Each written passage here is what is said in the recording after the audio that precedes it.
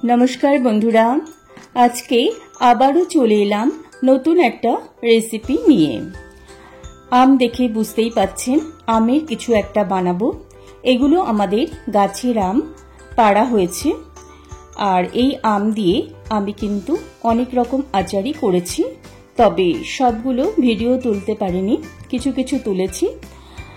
तो आजके जे रेसिपिटा करब तार जोन्नो दुटो काँचा आम आमी निये निয়েছি কাঁচা লঙ্কা, রসুন আর সামান্য আদা। কাঁচা লঙ্কাটা একটু বেশি পরিমাণে নিয়েছি, 100 গ্রামের মতো হবে। দুটো বড় রসুন নিয়েছি আর সামান্য আদা নিয়েছি। এখানে কিছু শুকনো মশলার উপকরণ নিয়ে নিচ্ছি। 2 চামচ মৌরি, 2 চামচ রাই, 2 চামচ নেব কালো সর্ষে,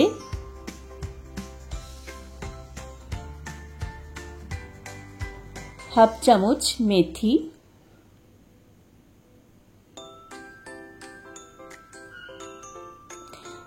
2 চামচ জিরে। সবকিছু নিয়ে নিয়েছি, তবে পরে আরেকটা জিনিস আমি অ্যাড করব। এর আগে দেখিয়ে নিই আর কি কি লাগবে। দেখুন, কাশ্মীরি লঙ্কার গুঁড়ো নিয়ে নিয়েছি, হিং নিয়েছি, 2 ধরনের নুন, বিট নুন আর সাদা নুন।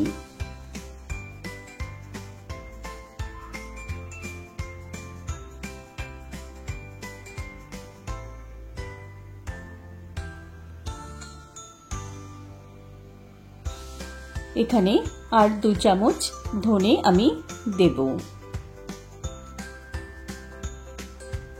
দেখুন, 2 চামচের মতো গোটা ধনে আমি এখানে দিচ্ছি। এবার এই সমস্ত মশলার উপকরণগুলো আমি একটু ড্রাই রোস্ট করে নেব। এর জন্য গ্যাসে একটা প্যান বসিয়ে গরম করে নিয়েছি।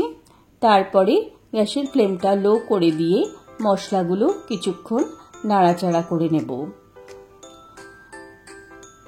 খুব বেশি ভাজবো না, যেন কালো না হয়ে যায়।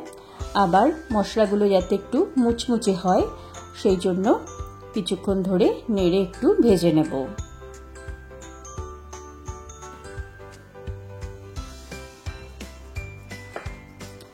অপর দিকে আরেকটা কড়াই বসিয়েছি আর এতে পরিমাণ মতো সর্ষের তেল দিয়ে দিচ্ছি।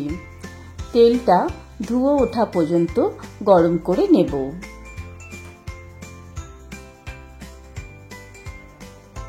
এদিকে মশলাটা দেখুন আমার ভাজা হয়ে গেছে। আমি এবার গ্যাসের ফ্লেমটা বন্ধ করে মশলাটা একটা প্লেটে নামিয়ে ঠান্ডা করে নেব। তারপরে একটু দানা দানা মতো গুঁড়ো করে নেব। অপর দিকে আমি এখন রসুনগুলো চপ করে নেব।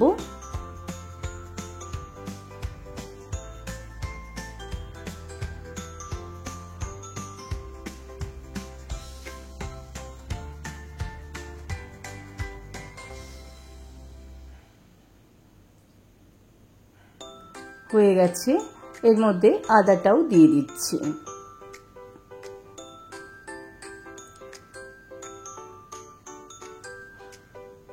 এবারে আম আর কাঁচা লঙ্কাটাও আমি চপ করে নেব। আমটা এই বোটার দিকের অংশ একটুখানি ডিপ করে কেটে বাদ দেব।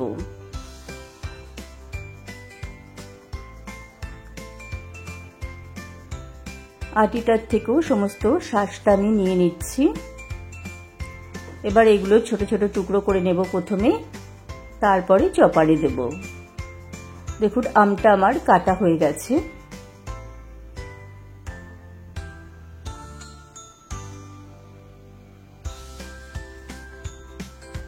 অপর দিকে তেলটা কিন্তু ধুয়ো ওঠা গরম হয়ে গেছে।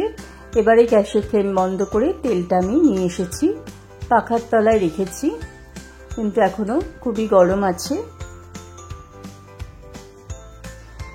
এইবারে এই গরম অবস্থায় তেলের মধ্যে দিয়ে দেব রসুন আর আদা কুচিটা।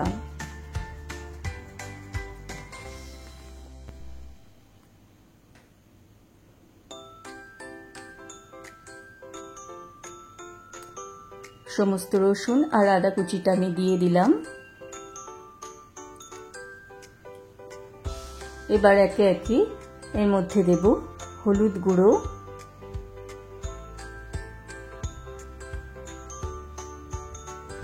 দেব হিং, এখানে 1 চামচের মতো হিং দিলাম, দিয়ে দেব কাশ্মীরি লঙ্কার গুঁড়ো, এটা 1.5 চামচ দিয়েছি।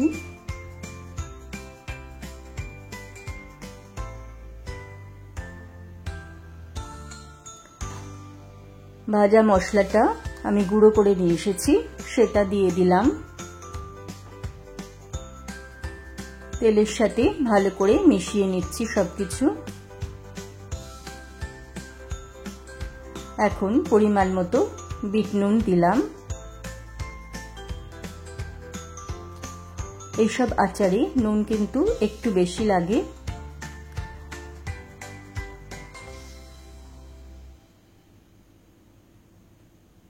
পরিমাণ মতো নুন দিয়ে দিলাম। এবারে সামান্য একটু চিনি দিচ্ছি। চিনিটা মিষ্টির জন্য দিলাম না, চিনিটা টেস্টটা ব্যালেন্স করার জন্য দিলাম। তেলটা ঠান্ডা হোক, ততক্ষণে আমি আম আর লঙ্কাগুলোকে চপ করে নেব।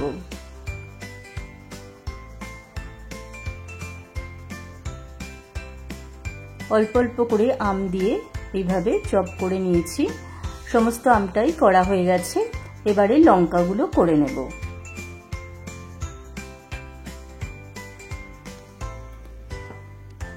দেখুন লঙ্কাটাও আমার চপ করা হয়ে গেছে।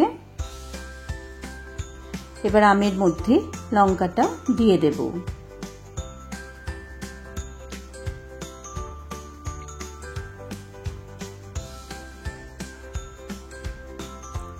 এইবারে এই মশলা দেওয়া তেলটা অল্প অল্প দিয়ে মিশিয়ে নেব।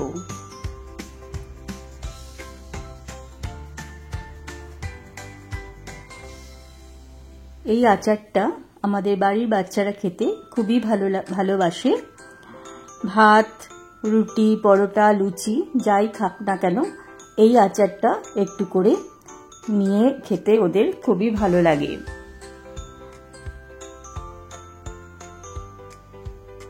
আমি এখানে তেলের পরিমাণটা একটু বেশি দিয়েছি। এই তেল দিয়ে মুড়ি মেখে খেতেও কিন্তু খুবই ভালো লাগে।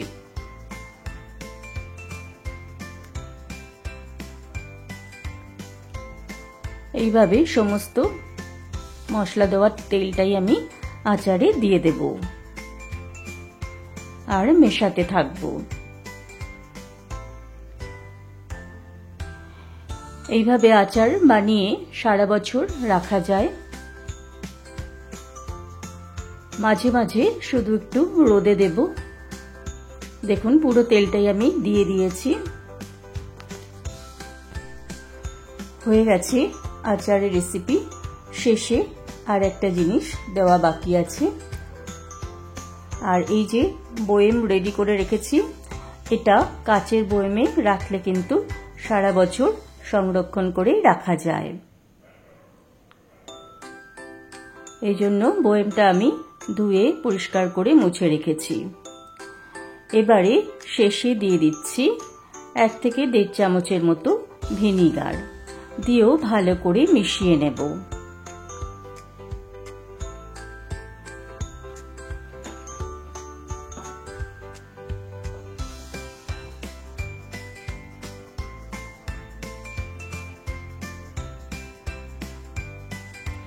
এবারে বয়েমের মধ্যে ঢুকিয়ে নিচ্ছি।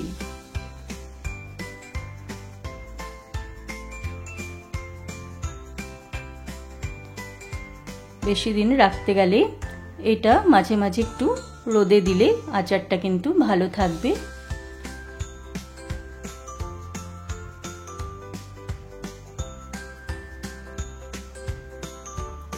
রান্নাবাটি কেলি চ্যানেলে আমার সকল বন্ধুদের জানাই অনেক অনেক স্বাগত। আমার রেসিপি যদি আপনাদের ভালো লাগে তাহলে অবশ্যই আমার চ্যানেলটা লাইক, শেয়ার ও সাবস্ক্রাইব করে দেবেন আর পাশে থাকা বেল বাটনটা প্রেস করে রাখবেন, তাহলে আমার রান্নার নোটিফিকেশন আপনাদের কাছে পৌঁছে যাবে। সবাই ভালো থাকবেন, সুস্থ থাকবেন। আবার দেখা নতুন কোনো রেসিপির সাথে। নমস্কার।